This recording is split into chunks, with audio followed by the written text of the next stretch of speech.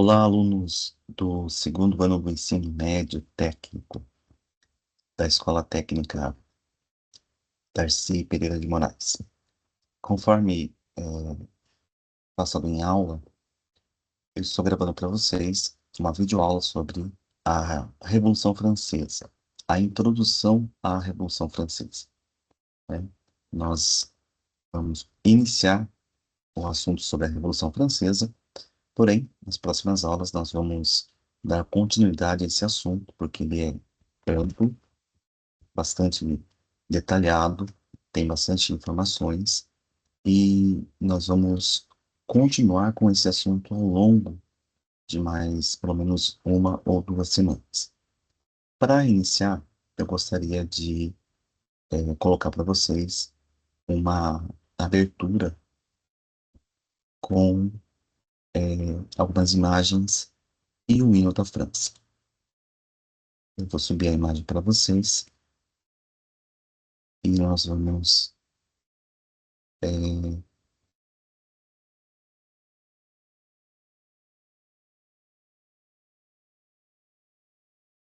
eu gostaria que vocês prestassem bastante atenção não só no hino, mas também na letra, né? Esse hino ele é legendado, então nós vamos ter aqui a, a transcrição, né,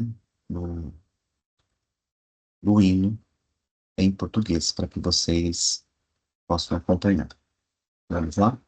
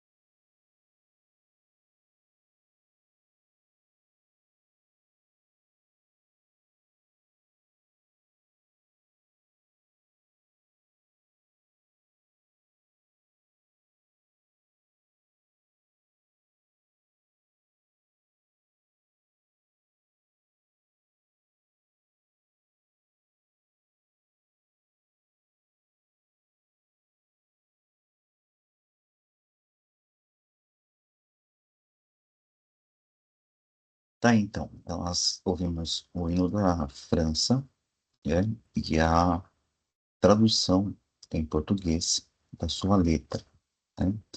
Nós percebemos que é um hino que tem um contexto bastante interessante, né?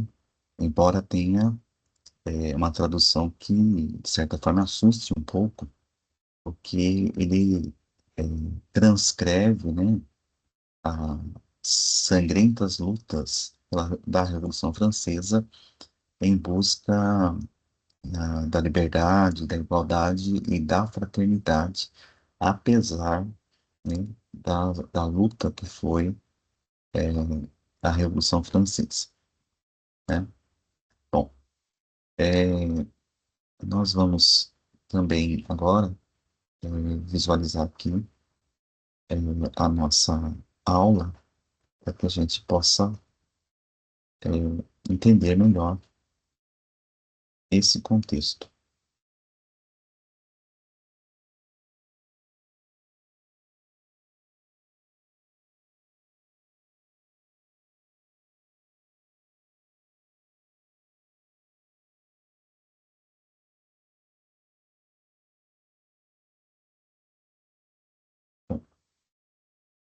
Então, aqui nós tivemos, né, a,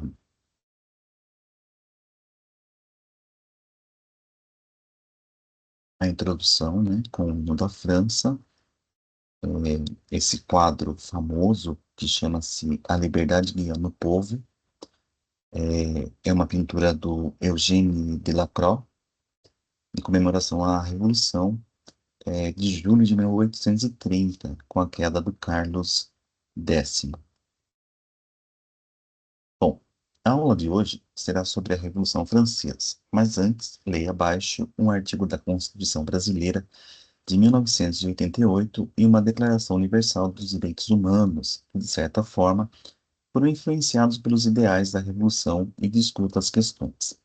Como essa aula ela já foi passada para vocês em sala, mas nós estamos fazendo uma recapitulação dela, e para aqueles que não assistiram à aula, fica aqui, então,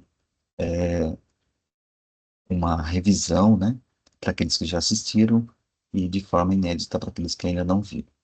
Nós temos o artigo 5º da Constituição Brasileira, né, onde ele prevê que todos somos iguais perante a lei, sem distinção de qualquer natureza, garantindo-se aos brasileiros e aos estrangeiros residentes no país a inviolabilidade do direito à vida, à liberdade, à igualdade, à segurança e à propriedade, né? A inviolabilidade, né, é aquela palavra que significa que ninguém pode violar, né? Ela é inviolável, né? Ninguém pode violar esta esse direito que todos possuem, incluindo os estrangeiros que vivem no país. Então, independente se você é brasileiro nato, ou é um brasileiro naturalizado, ou é um estrangeiro que está aqui no nosso território, você também faz jus a esse direito, né?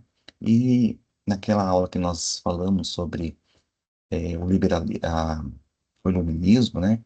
Nós falávamos sobre os direitos e nós dizíamos que nenhum outro direito é importante se não resguardarmos o principal deles, que é o direito à vida. No artigo 1º da Declaração Universal dos Direitos Humanos da Assembleia Geral das Nações Unidas, né, da ONU, de 1948, o primeiro artigo diz assim, que todos os seres humanos nascem livres e iguais em dignidade e direitos.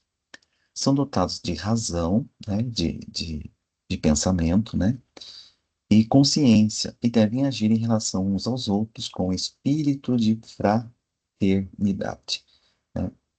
Então, se por um lado nós temos direitos, né, aí a gente pega o princípio da Revolução Francesa, né, liberdade, igualdade e fraternidade, nós temos ali dois direitos e um dever. A liberdade e a igualdade são direitos e a fraternidade é um dever, né? Ser fraterno, né? A fraternidade vem do vocábulo fraterno, que é o amor entre irmãos, né? Amar uns aos outros como a si mesmo, que é até mesmo um mandamento bíblico, né? Para aqueles que têm uma religião. E aí nós temos três questões importantes. Quais os princípios expressos nesses documentos, que são essenciais? Então a gente tem ali alguns princípios importantes, né? Direito à vida, à liberdade, igualdade, segurança, propriedade. Nós temos esse espírito livre, né, de pensamento, então somos dotados de razão e consciência, e que isso tem que ser respeitado, né, o direito do livre pensamento. Os direitos consagrados nesses documentos sempre estiveram garantidos para todos os cidadãos, então a gente sabe que não, nem sempre esses direitos foram garantidos, por isso houve a Revolução Francesa e tantas outras revoluções ao longo da história da humanidade, né? Na sua opinião, esses direitos são garantidos atualmente de maneira plena? Bom, eu vou deixar que depois vocês resolvam esses exercícios e expressem, a opinião de vocês, tá? O 3. Quais são os principais movimentos e episódios históricos que buscaram ampliar o direito à igualdade?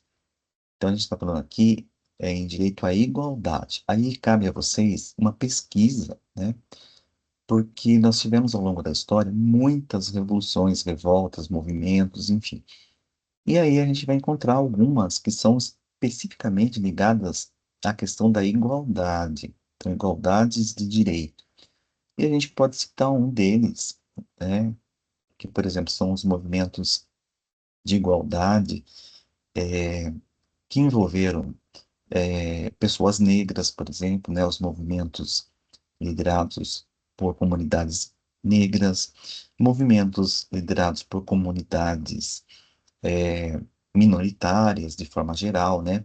Os movimentos das comunidades LGBT e outros movimentos que a gente tem ao longo da história, né? O movimento das mulheres, nós tivemos o movimento, por exemplo, do Martin Luther King e tantos outros movimentos ao longo da história.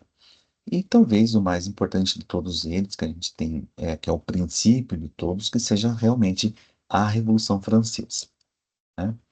Aqui nós vamos encontrar a, uma imagem extremamente importante que eu disse em sala de aula e reafirmo aqui para vocês.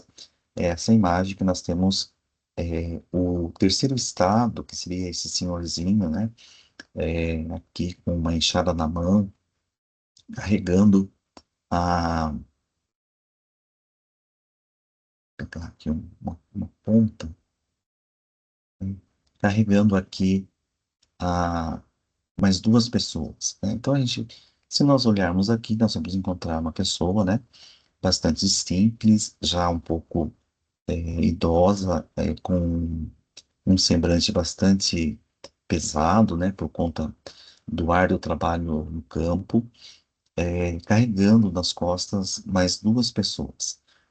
De um lado nós temos um nobre, né, esse senhor aqui todo com polpas aqui com seu chapéu, e ao lado aqui nós vamos encontrar um religioso. Então, nós temos aqui o terceiro setor, né, o terceiro estado, formado por camponês, e o segundo estado, formado pelos nobres, e o primeiro estado, formado pelo clero. Então, a gente vai encontrar aqui, o primeiro estado era composto por 1% da população, o segundo por 2%, enquanto o terceiro estado que que pagava a maioria dos impostos, formado pelo maior número de pessoas, cerca de 97%, 98% da população francesa. O terceiro estado carregava a nação nas costas. Então, todo esse processo, né, de carregar a nação francesa nas costas, servindo aí os interesses da nobreza e do clero, faz com que a população francesa, ao longo desse período de escassez, de fome, de pestes, de crise política, econômica e social, né, agregado aos fatores da natureza, faça com que a população se revolte contra o governo, e aí nós vamos ter, então, a Revolução Francesa. A França, nesse período, do século XVIII, ela é formada por uma sociedade estamental, né? Uma sociedade estamental é formada por estamentos. Os estamentos nada mais são do que camadas, né? São formados por camadas sociais que aqui na França vão ser chamadas de estados. Então, até o século XVIII, a sociedade francesa seguia os padrões do antigo regime. O antigo regime era aquele onde o poder era absolutista e o governo estava nas mãos do rei, né? Ele tinha o monopólio de todo o poder. Isso significava que existiam estamentos sociais, nos quais o poder e os direitos eram concentrados nas mãos de uma pequena elite. Essa pequena elite era formada principalmente pela nobreza e pelo clero, enquanto o restante da população, composta principalmente por camponeses, burgueses e trabalhadores urbanos, era privado de direitos como a participação ativa no governo. Então a gente vai encontrar a nobreza, né, formada ali pelos duques, condes, marqueses,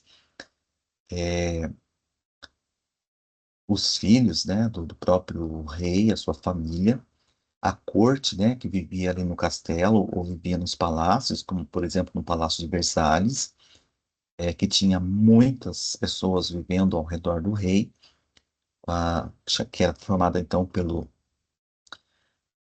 pelos corteses, né, e as cortesãs, vivendo no luxo e na opulência, sem fazer nada, e o clero, que era formada por padres, bispos,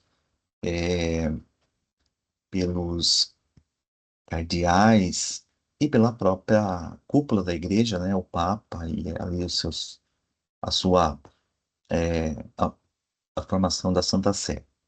Bom, viviam sobre o luxo e as regalias através dos impostos pagos por camponeses, burgueses e trabalhadores urbanos. Os burgueses, né, como eu já disse em sala de aula, eram nada mais que as pessoas que viviam nos burgos. Os burgos eram aquelas comunidades que começaram a surgir ao redor dos castelos ou dos palácios e viviam de vendas de mercadorias que depois vão se tornar, então, os comerciantes, pequenos comerciantes, e que depois, num segundo momento, vão se tornar pessoas importantes, não só na França, mas em várias outras partes da Europa e do mundo. O direito era visto como um privilégio restrito àqueles de nascimento, nobres ou ligados ao poder religioso, reforçando a desigualdade social. Então, o direito era um privilégio de poucos, né? E estava restrito ao nascimento. Então, o direito ele era hereditário, né? E vitalício, né? Passava de pai para filho e durava até a morte. Esses estamentos, eles não havia a mobilidade social. Então, se você nascia no terceiro estado, muito raramente você ia passar para o segundo e praticamente quase que nunca para o primeiro estado. A não ser que você se tornasse um, um religioso, né, um padre ou um um sacerdote, mas mesmo assim, normalmente eram filhos da elite que eram destinados a seguir a vida monástica. E nobre, então, se tornar um nobre era muito difícil, né? Imagine você, filho de camponês, casar-se com um nobre, muito difícil. Isso reforçava essa desigualdade social, né? Essa estrutura privilegiada fomentava insatisfações populares, pois a maioria da população não tinha acesso às decisões políticas nem aos direitos civis. Então, ela fomentava, né? Ela estimulava ainda mais essa insatisfação da população, que não participava das decisões políticas e nem dos direitos civis.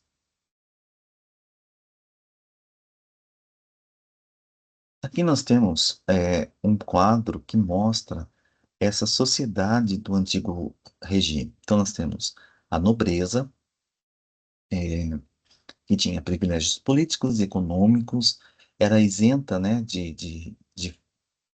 tinha isenções fiscais, quer dizer, não pagava impostos, e tinha poder sobre as terras. Ela era a principal detentora das terras da época.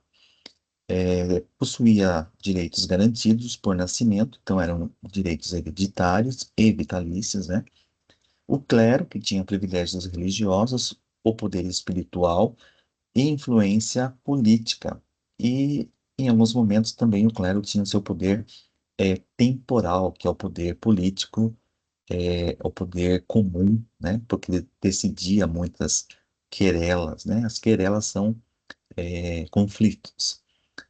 E tinha, então, os direitos espirituais e temporais, porque era o Papa, por exemplo, que nomeava um rei, que coroava esse rei, que reconhecia o poder dele. Então, isso fazia com que houvesse uma cumplicidade entre o rei, e o Papa, né, e a Igreja, e vice-versa. Então, havia uma cumplicidade e isso reforçava o poder, não só do, do- da nobreza, mas também do clero.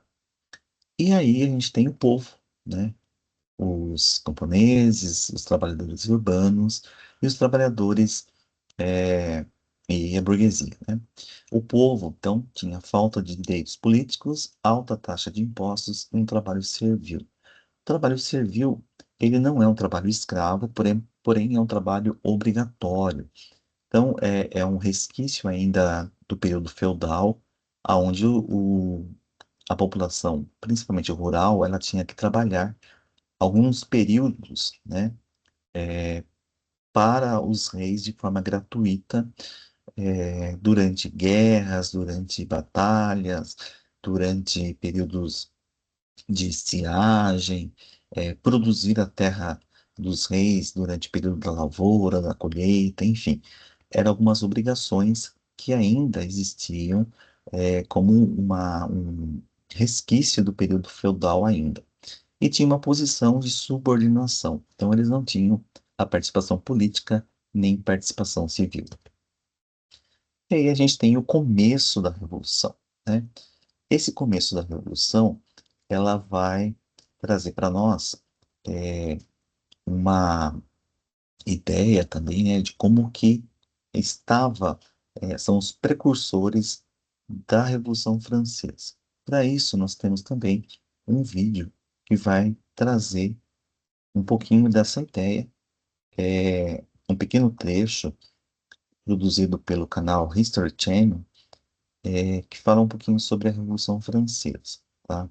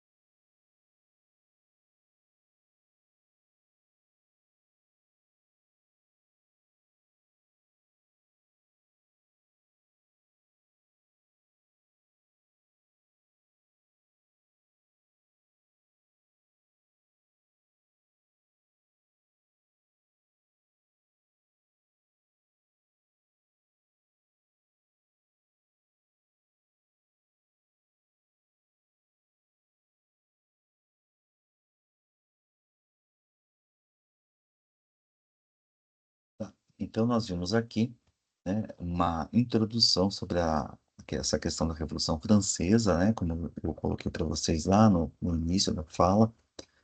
É, lógico que essas imagens, elas foram produzidas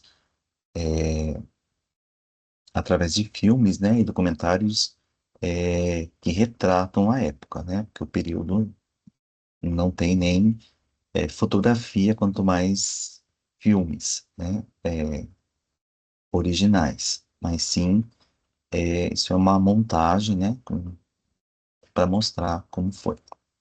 No século XVIII, a França enfrentava uma grave crise financeira. devido aos altos gastos com guerras e apoio à independência dos Estados Unidos. Durante longo período, a França enfrentou vários problemas com guerras, como, por exemplo, a Guerra dos 100 Anos, né, contra a Inglaterra, e vários outros conflitos importantes. E também financiou, a independência dos Estados Unidos, justamente por a França ser inimiga, né, da Inglaterra. Então, ela financia a, a independência dos Estados Unidos. E com isso, ela acaba se envolvendo em graves questões financeiras. Além do mais, também houve-se muito gasto com as construções de palácios, incluindo o Palácio de Versalhes, que demorou muitos anos para ser definitivamente construído, e o próprio gasto com a nobreza, que consumia um valor exacerbado. O terceiro estado, que pagava a maior parte dos impostos, estava descontente com os privilégios dos primeiros e segundos estados. A situação piorou em 1788 com uma má colheita, elevando os preços dos alimentos e desagradando ainda mais a população.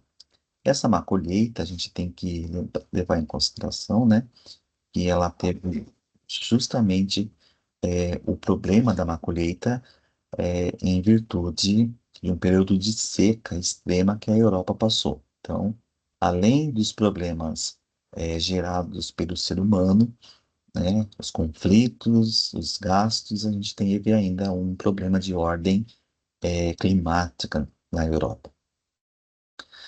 As ideias iluministas sobre igualdade e fim dos privilégios reforçaram a insatisfação com o antigo regime, né, aquele regime absolutista. Em 1789, o rei Luís XVI convocou os Estados Gerais para resolver a crise, mas o sistema de votação desigual aumentou a revolta do Terceiro Estado, culminando com a tomada da Bastilha em 14 de julho de 1789. Bom, então a gente tem aqui as ideias iluministas, né? Muitas delas importantes que nós já estudamos, né?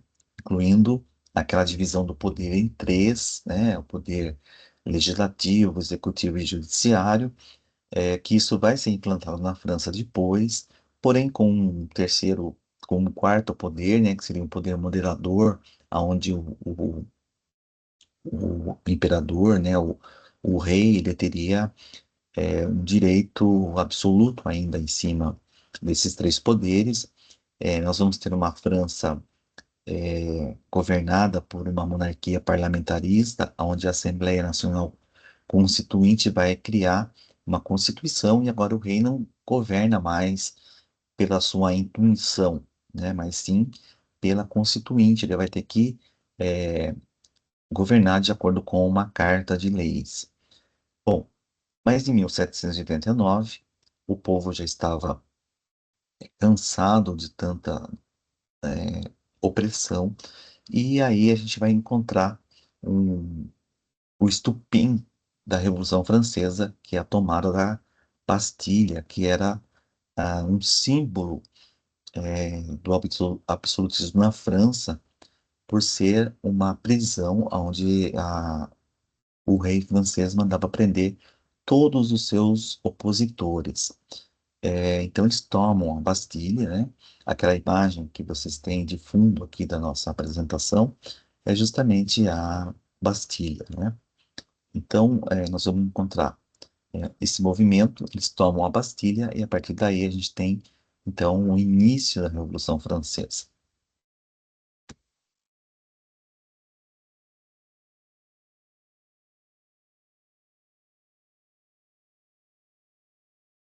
O vídeo insiste em continuar. Vamos para a próxima tela. Espero que ele não volte a.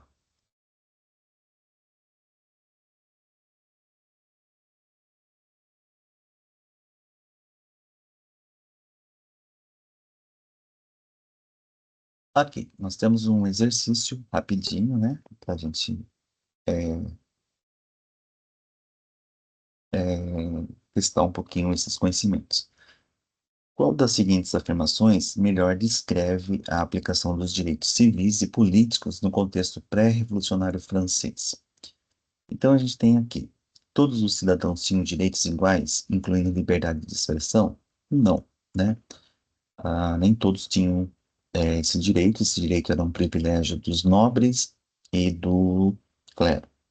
Apenas o primeiro estado era responsável por arcar com as despesas fiscais? Não, porque nem o primeiro nem o segundo estado pagavam impostos. Direitos civis e políticos eram concedidos principalmente à nobreza e ao clero? Sim, né? Direitos civis e políticos eram concedidos principalmente à nobreza e ao clero. Os direitos civis e políticos eram uniformemente distribuídos entre todas as classes sociais? Não, por isso que houve a revolução, né? Então, a resposta correta é: direitos civis e políticos eram concedidos principalmente à nobreza e ao clero. Declaração. A Declaração dos Direitos do Homem e do Cidadão de 1789 foi um dos primeiros documentos criados durante a Revolução Francesa. Então, é um documento extremamente importante. Ela vai elencar uma série de direitos. Baseada nos ideais iluministas, a declaração tinha como principal objetivo definir os direitos naturais do homem. Então, são direitos naturais, né, que vêm naturalmente. Por isso que o direito à vida, né, é um dos primeiros direitos, porque é um direito natural do ser humano.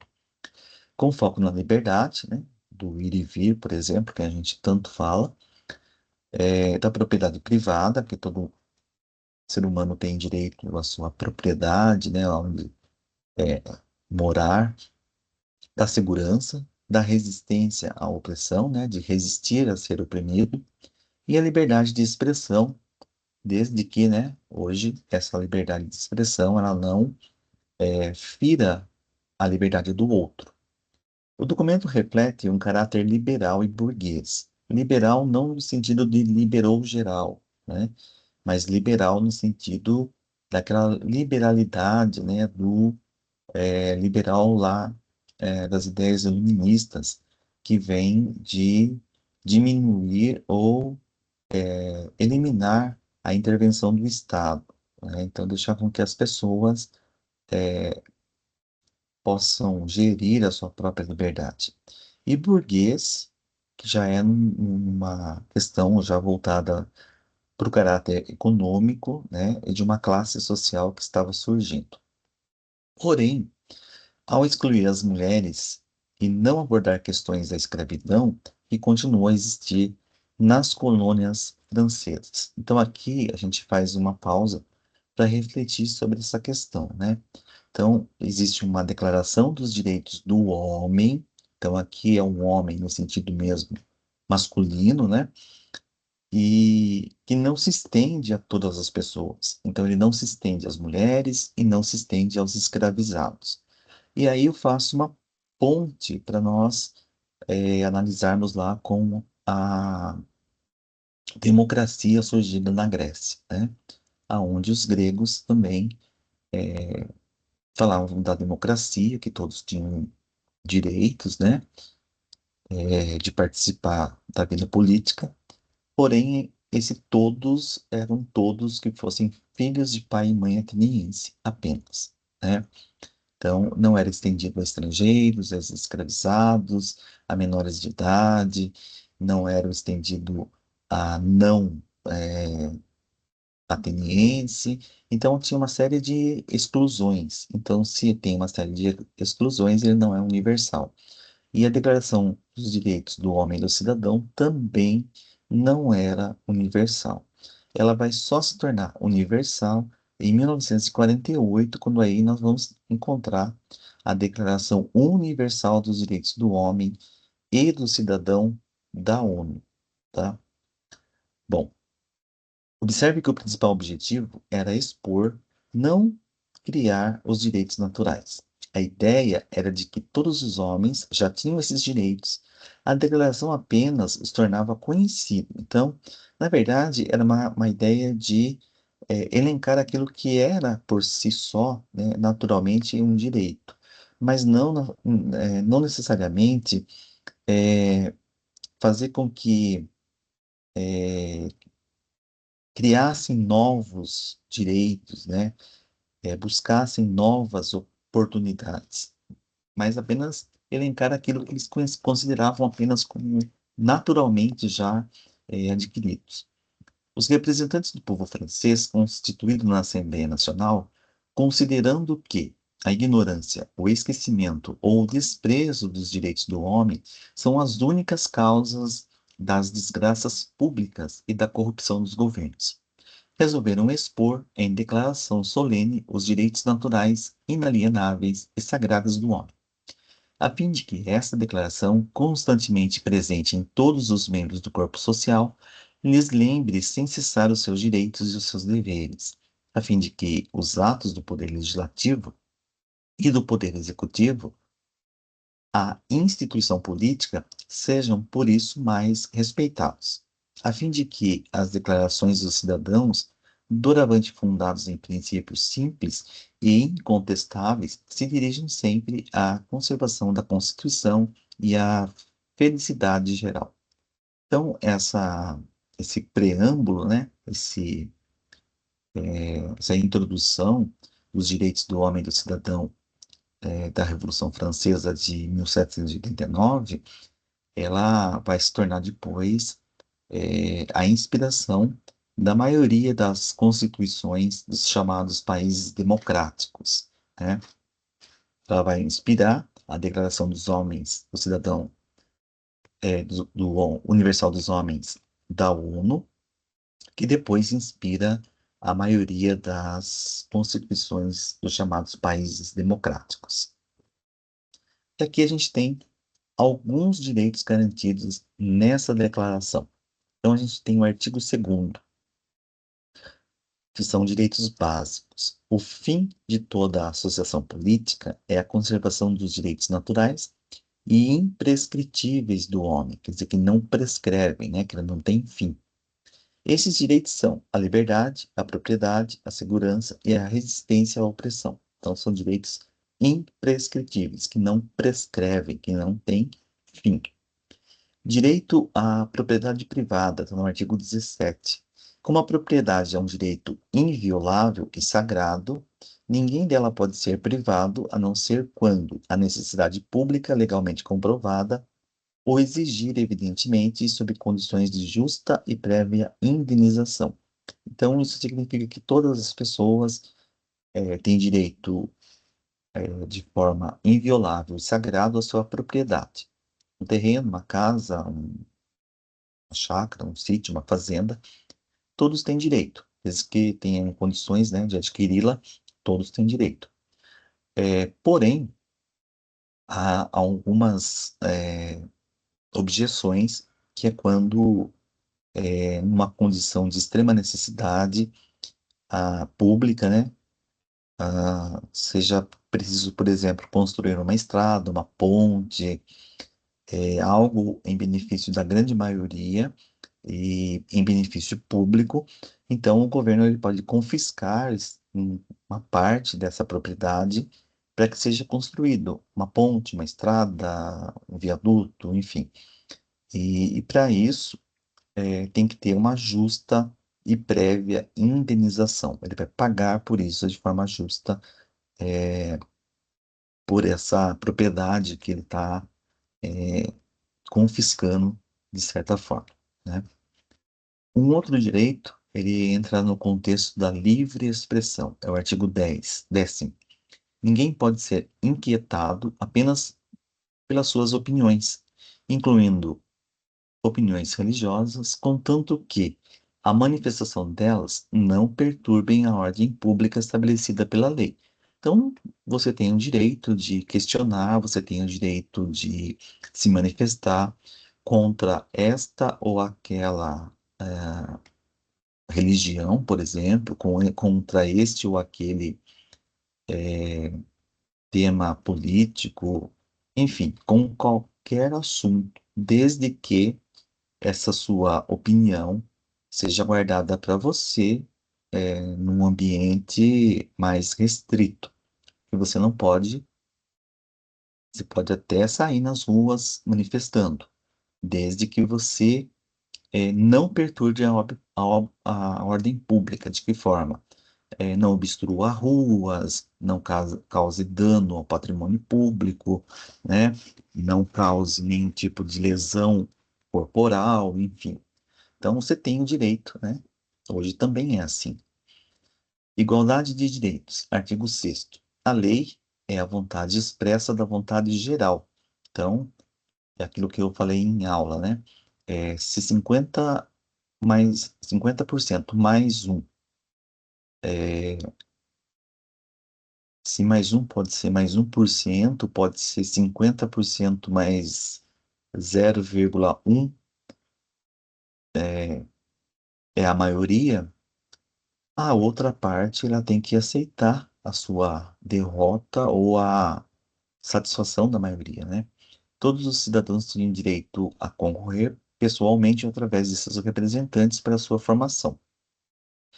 Ela deve ser a mesma para todos, que se distingue a proteger, quer a punir. Então, uma vez que acaba o período eleitoral, aqueles que são eleitos, eles não podem mais apenas defender só os seus interesses e o interesse daqueles para os quais foram eleitos, mas ele passa a ser um deputado, um senador, um governador, um prefeito, um presidente para a grande e absoluta maioria da população, né? Não é mais por um número restrito. Então, a vontade geral tem que ser é, também atendida, de certa forma, né? E aí, logo depois que a gente teve aquele período, né, que houve uma mudança, nós vamos encontrar as limitações da declaração. Antes, a gente vai falar sobre essas limitações do direito. As limitações da Declaração dos Direitos do Homem foram evidentes desde a sua proclamação, pois, embora as mulheres tivessem desempenhado um papel importante, tanto é que quem é que está conduzindo a bandeira da França naquele quadro do Delacroix? É uma mulher. Ela chama A Liberdade Conduzindo o Povo Francês. Foram evidentes desde a sua proclamação, pois, embora as mulheres tivessem desempenhado um papel importante na Revolução Francesa, não foram contempladas na formulação desses direitos. Então, ficou evidente, né, ficou claro, que elas não foram respeitadas, não foram levadas em consideração. Em 1793, o deputado André Mar chegou a afirmar que as mulheres deveriam permanecer no seio da família e não se envolver nos assuntos do governo. Então, aqui é uma opinião, né, extremamente machista, paternalista e arcaica. Em resposta a essa exclusão, Olympe de Gouges escreveu, ainda em 1791, a Declaração dos Direitos da Mulher e da Cidadã, na qual defendia que a mulher nasce livre e tem todos os mesmos direitos que o homem. Embora esse documento não tenha obtido valor legal, ele se tornou um marco da luta das mulheres por igualdade de direito. Então, se por um lado, em 1789, com a Revolução Francesa, e logo depois a gente tem a Declaração dos Direitos do Homem, e as mulheres foram ficar deixadas de lado, Olympe de Gouges, ela vai além e escreve também a Declaração dos Direitos da Mulher, como uma forma de protesto a essa exclusão, né, com relação à mulher. Nós temos no nosso material, que foi disponibilizado para vocês, um link, né, que vocês podem, de repente, pesquisar mais a respeito da Olympe de Gouges e entender um pouco mais quais eram esses direitos da Declaração dos Direitos da Mulher, quais eram os artigos que ela havia proposto. Aí sim, nós temos a Constituição de 1791, que, de certa forma, freou um pouco aquelas atitudes extremamente absolutistas, né, do rei francês. Então, nós vamos ter aqui Um outro documento importante da Revolução Francesa foi a Constituição de 1791. Porém, a gente vai perceber depois que essa Constituição ela vai encontrar alguns impasses também. Ela estabeleceu uma monarquia constitucional. Isso foi importante porque agora o rei ele não governa a seu bel prazer, né? Eu costumo dizer e brincar, né, que o rei ele governava de acordo com o seu humor. Então, se ele acordava de mau humor, ele mandava guilhotinar lá todos os seus inimigos, simplesmente para conter de repente a sua ira ou para como uma forma de saciar ali a sua sede de vingança ou poder extravasar um pouco o seu mau humor. E no outro dia, se ele acordasse de bom humor, quem sabe ele mandava soltar os seus prisioneiros. Brincadeira, mas só para ilustrar como que é governar de acordo com o próprio humor e não com uma carta de regras onde você tem que cumprir, não do jeito que você acha que deve ser, mas do jeito que a lei diz que tem que ser. Então, ela limitou, né, os poderes do rei e criou uma estrutura política que refletia os interesses da burguesia emergente, aquela burguesia que estava surgindo como uma nova classe social e que depois vai ser a detentora da economia, não só na França, mas em toda a Europa. É, a Constituição garantiu direitos civis, então ela começa a garantir o direito àquelas pessoas que não eram nem do clero, não eram religiosos, e nem eram é, da nobreza. Tinha, então, títulos de nobreza por conta da sua origem de nascimento, da hereditariedade, né? Como a igualdade perante a lei e a liberdade individual, os direitos políticos, como o direito ao voto. Então, eles passaram a ter direito a participar de eleições, tanto votar como ser votado. Mas nem tudo são flores para os franceses nesse período.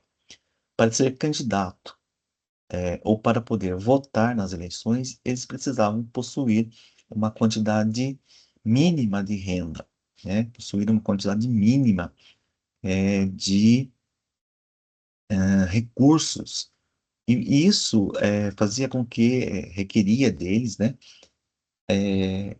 que eles tivessem um acúmulo de dinheiro. Então, nós vamos encontrar aqui. Porém, esse último era restrito aos cidadãos que atendiam critérios econômicos e sociais, privilegiando as classes médias e altas. Veja na citação econômica, tá, faltou um pedacinho ali, né? A Constituição refletia os interesses da burguesia, como, né, veja na citação como a Constituição refletia os interesses da burguesia. Então, a Constituição de 1791 estabeleceu a monarquia constitucional e consagrou a divisão de poderes, executivo, legislativo, judiciário. Porém, estabeleceu que para ser eleitor ou elegível, né, para votar e ser votado, o indivíduo deveria possuir uma renda bastante alta, o que excluía dessa condição pessoas de vida modesta. A Constituição estabeleceu o voto censitário, então essa questão de você, para ser eleitor ou ser elegível, né, ser candidato, isso chama-se de voto censitário, de acordo com o censo, de acordo com a, a sua posse. O voto ao qual só tem direito pessoas com certo rendimento. A França encontrava-se, pois, dividida em duas categorias de pessoas: os cidadãos ativos com direitos políticos e os passivos, sem direitos políticos. Estes, a maioria esmagadora da nação, eram os cidadãos de segunda classe. A Constituição de 1791, no lugar da antiga divisão dos indivíduos em nobres e plebeus, tipicamente feudal, consagrou um novo princípio de distinção entre os indivíduos, a riqueza. Daí em diante passaram a ficar de um lado os ricos e de outro os pobres. Então, o que que a gente vai encontrar aqui? A Constituição de 1791, que deveria trazer igualdade para todos os cidadãos franceses, ela acaba criando não só uma nova classe, mas dividindo essa nova classe em ricos e pobres. Então, nós vamos ter primeiro, segundo, terceiro estado. Agora nós vamos ter nobres, clero, nobres, camponeses, burgueses, trabalhadores urbanos, e entre eles nós vamos ter ricos e pobres, né? Então a burguesia, ela vai começar a participar da vida política porque ela tem dinheiro, porém os camponeses, os trabalhadores urbanos, eles continuam ficando de fora da participação. E as mulheres também. E aí nós vamos encontrar aqui a monarquia constitucional. Nós temos na imagem o Luís XVI por Joseph Siffre Duplessis, uma pintura de 1774, 1776, né, uma reprodução do Palácio de Versalhes, é, que traz, então, essa imagem, né, do Luís XVI. A monarquia constitucional. O período constitucional da Revolução Francesa durou até 1792. Então, ele dura um ano apenas. Por quê? Em 1791, o rei Felipe, aliás, o rei Luís XVI, tentou fugir para o exterior em busca de alianças que o ajudassem a esmagar a revolução, mas foi capturado em Varanés, aliás, em Varennes, e trazido de volta a Paris. Apesar de ser perdoado e conduzido ao trono, Luís XVI passou a ser acusado de conspirar contra a revolução. Em 1792, a Assembleia Legislativa foi dissolvida e substituída pela Convenção Nacional, que aboliu a monarquia e proclamou a República. A República também ela vai durar muito pouco tempo. Nós vamos aprofundar esse conteúdo depois, nós vamos ver as fases da Revolução Francesa, e nós vamos ver, por exemplo, o período do terror, onde a guilhotina funcionava dia e noite, eh, executando grupos rivais, porque aí nós vamos ter grupos que vão dominar a França durante o período e lutar pelo poder.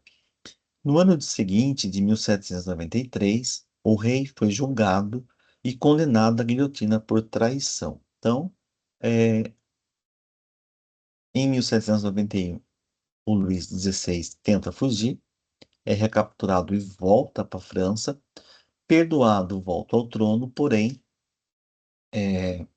governa de forma uma monarquia constitucional, né? Ele não governa mais de forma absolutista. Em 1792, um ano depois, a França passa pela Convenção Nacional e a República é instaurada. Em 93, 1793, né, 2 anos depois, o rei literalmente perde a cabeça na guilhotina, acusado de traição. Bom, agora nós vamos encontrar uma série de exercícios que vocês deverão ler novamente. Eu vou ler para vocês, mas vocês deverão ler e resolver os exercícios, tá?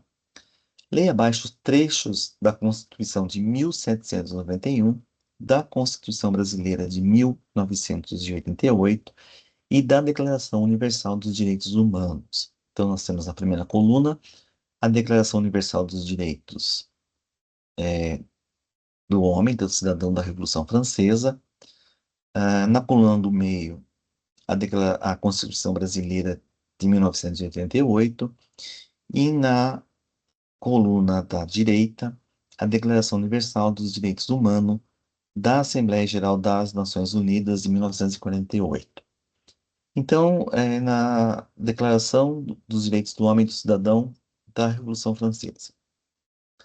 Para constituir a Assembleia Legislativa Nacional, os cidadãos ativos deverão se reunir a cada 2 anos em assembleias primárias, em cidades e distritos. Para ser um cidadão ativo é necessário: 1. Ter nascido ou se tornar francês. 2. Ter a idade mínima de 25 anos. 3. Estar domiciliado na cidade ou distrito pelo período terminado por lei. 4. Pagar em qualquer parte do reino um imposto direto equivalente pelo menos ao valor de 3 dias de trabalho e apresentar o recibo correspondente. 5. Não estar em uma posição de domesticidade, isto é, ser empregado remunerado. 6. Estar inscrito no rol da Guarda Nacional do município do seu domicílio. E 7. Ter prestado o juramento cívico.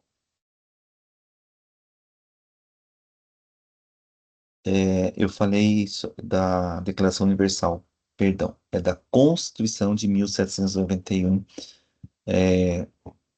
da França. Agora sim, a Constituição Brasileira de 1988. Artigo 5º, todos são iguais perante a lei, sem distinção de qualquer natureza, garantindo-se aos brasileiros e aos estrangeiros residentes no país a inviolabilidade dos direitos à vida, à liberdade, à igualdade, à segurança e à propriedade. Inciso primeiro. Homens e mulheres são iguais em direitos e obrigações nos termos desta Constituição. Artigo 14. A soberania popular será exercida pelo sufrágio universal e pelo voto direto e secreto com valor igual para todos. Assembleia Geral das Nações Unidas, em 1948. Artigo 1º. Todos os seres humanos nascem livres e iguais em dignidade e direitos. São dotados de razão e consciência e devem agir em relação uns aos outros com espírito de fraternidade. Artigo 2º. 1. Todo ser humano tem capacidade para gozar os direitos e a liberdade, as liberdades estabelecidas nesta declaração, sem distinção de qualquer espécie, seja de raça, cor, sexo, língua, religião, opinião política ou de outra natureza, origem nacional ou social, riqueza, nascimento ou qualquer outra condição. Percebam que aqui a gente tem a questão língua, né? A questão opinião política, a questão origem nacional, nascimento, porque ela é uma declaração da Assembleia Geral das Nações Unidas. Então, ela vale para todos os países signatários da ONU, né? Todos que são associados à ONU. Tem país que não é associado da ONU? Tem. Artigo 7º. Todos são iguais perante a lei e têm direito, sem qualquer distinção, à igual proteção da lei. Todos têm direito à igual proteção contra qualquer discriminação que viole a presente declaração e contra qualquer incitamento a tal discriminação. Eu sei que pode ter ficado aí uma dúvida, né? Mas tem alguém que não é, tem algum país que não é filiado à ONU? Sim, tem.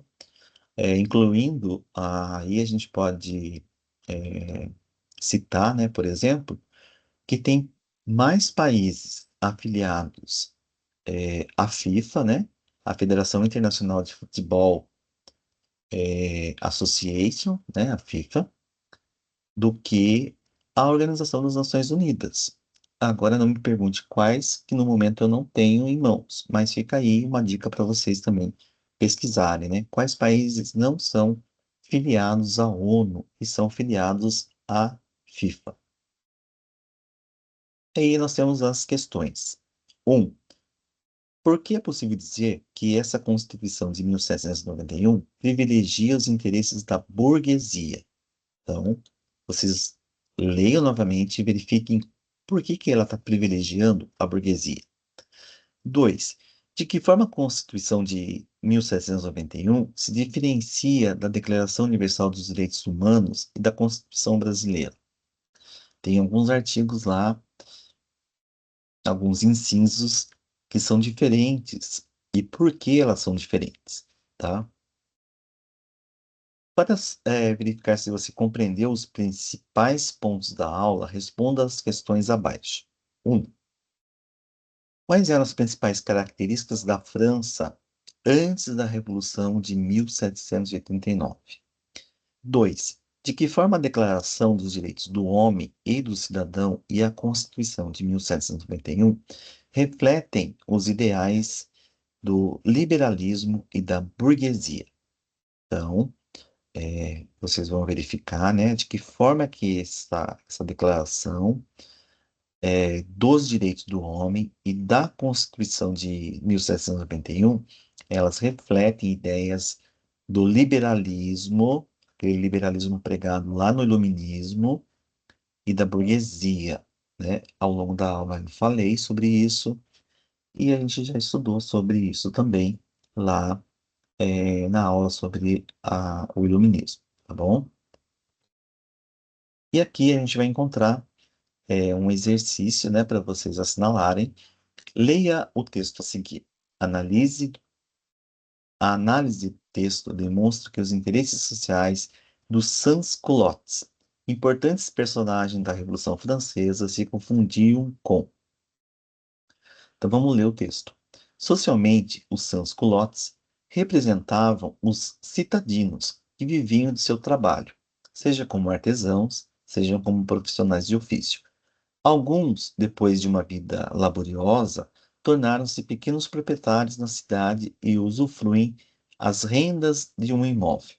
Então, os sans-culottes é porque é o tipo de calça que eles vestem, tá?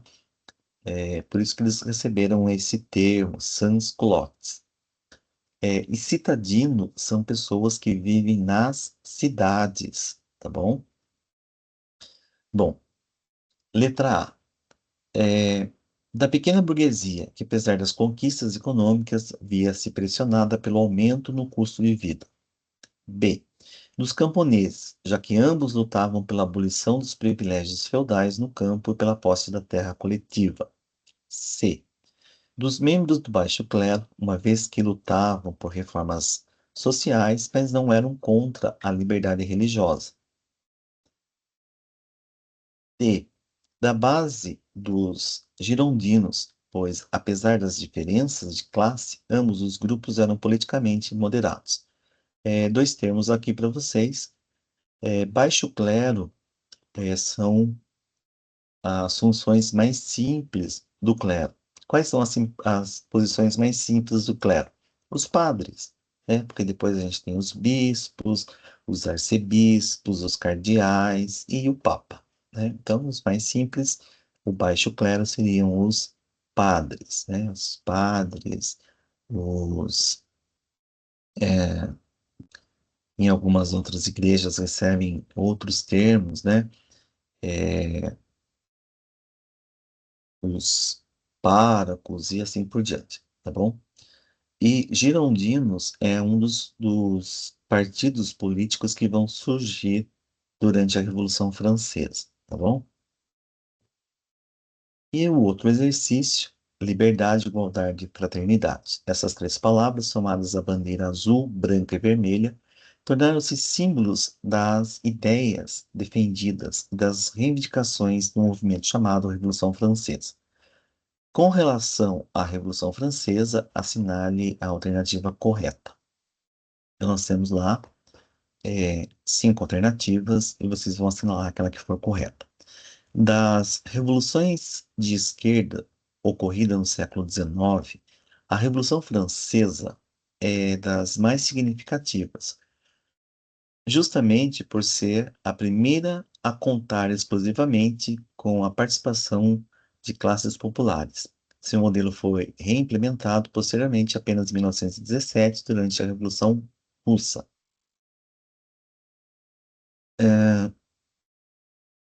B. Apesar da sua relevância histórica, a Revolução Francesa não influenciou qualquer movimento revolucionário ou reivindicatório fora do território europeu.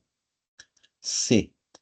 A relevância da Revolução Francesa pode ser compreendida por ter sido, entre outras coisas, o primeiro movimento político que instaurou popularmente o governo de uma mulher.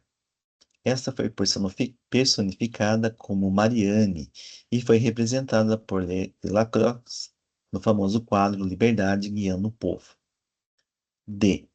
A Revolução Francesa teve reverberações não apenas na Europa, mas também na América. Uma das principais foi certamente a influência que exerceu sobre a independência dos Estados Unidos. E a Declaração dos Direitos do Homem e do Cidadão, proclamada em 1789, ainda que ressaltasse a liberdade e a igualdade dos cidadãos perante a lei, era excludente em relação às mulheres. Tal fato auxilia a compreender a composição da Declaração dos Direitos da Mulher e da Cidadã, escrita por Olympe de Gouges em 1791. Bom, resolvam esses exercícios e na próxima aula nós vamos verificar, né, passar o visto na resolução dos exercícios e vamos fazer a correção, tá ok? No finalzinho aqui nós tivemos as, as nossas referências bibliográficas. Se vocês tiverem interesses em aprofundar algum conteúdo, vocês podem clicar nessas referências e vocês vão ser direcionados para elas, tá bom? Então aqui nós chegamos ao final do nosso desse conteúdo. Na próxima aula, então, eu cobro de vocês os exercícios, né, a tarefa, e eu vou providenciar a publicação da correção dos exercícios.